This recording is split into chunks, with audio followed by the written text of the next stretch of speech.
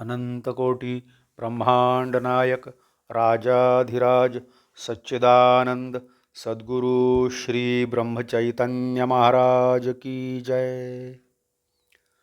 श्री राम समर्थ। 26 फरवरी। हर हालत में नाम स्मरण संभव है।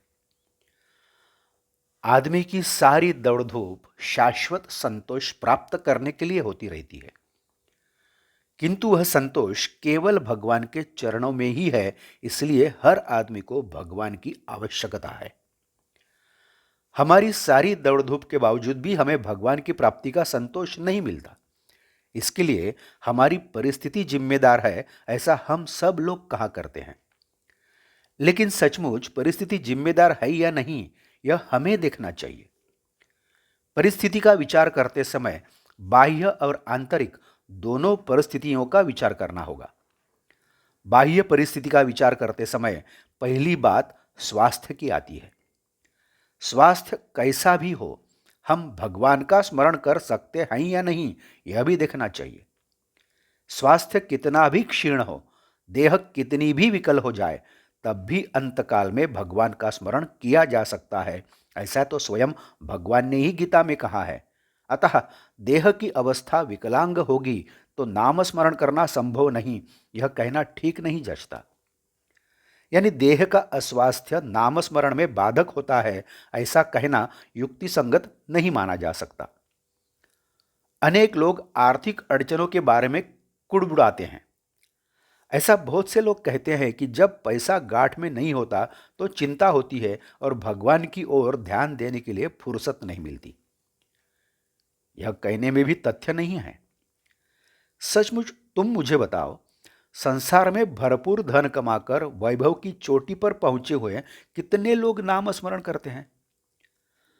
आज तक कितने राजा महाराजा अपने राज वैभव को ठुकराकर भगवान की प्राप्ति के लिए बैरागी हुए हैं?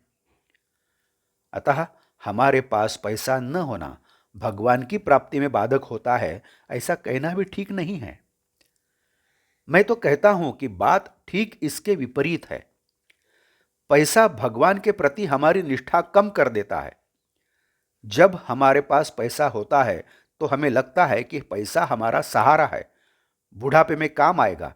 इसलिए यदि हम पैसा जमा करने का प्रयत्न करें तो बुढ़ापे तक हम जिंदा रहेंगे, इसका भरोसा हमें कौन देगा?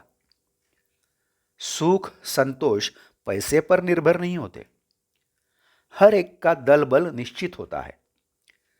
वेताल का जुलूस निकलेगा तो उसके साथ पिशाच होंगे ही, और भगवान का जुलूस निकलेगा तो उसके साथ दया क्षमा और जहां तहां आनंदी वृत्ति होगी ही। वैसे ही जब पैसा आता है तो उसके साथ बेचैनी लोभ असमाधान आते ही हैं। हो सकता है कि कभी परस्त्री विषयोपभोगों में हमारा साथ न दें, लेकिन पैसा पूरा साथ देता है। हम उसे जैसा खर्च करते हैं वैसा बेरोक टोक खर्च कर पाते हैं।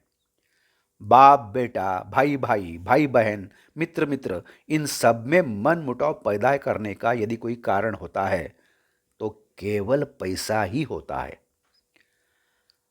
आज का बोध वचन: यदि हम धन संचय करेंगे तो उसमें कोई अनुचित बात नहीं, लेकिन वह हमारा आधार न बने। उसे अनुसंधान में बाधक मत बनने दो।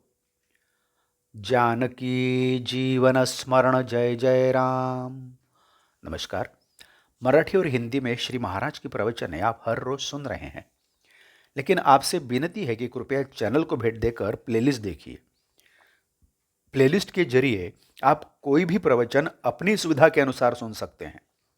मैं फिर से एक बार आपसे कहना चाहूँगा कि यदि आपने अभी तक चैनल सब्सक्राइब नहीं किया है तो कृपया सब्सक्राइब करिए, लाइक करिए, शेयर करिए, कमेंट्स दें, बेल आइकन दबाना मत भूलिए। धन्यवाद। जय जय श्री राम।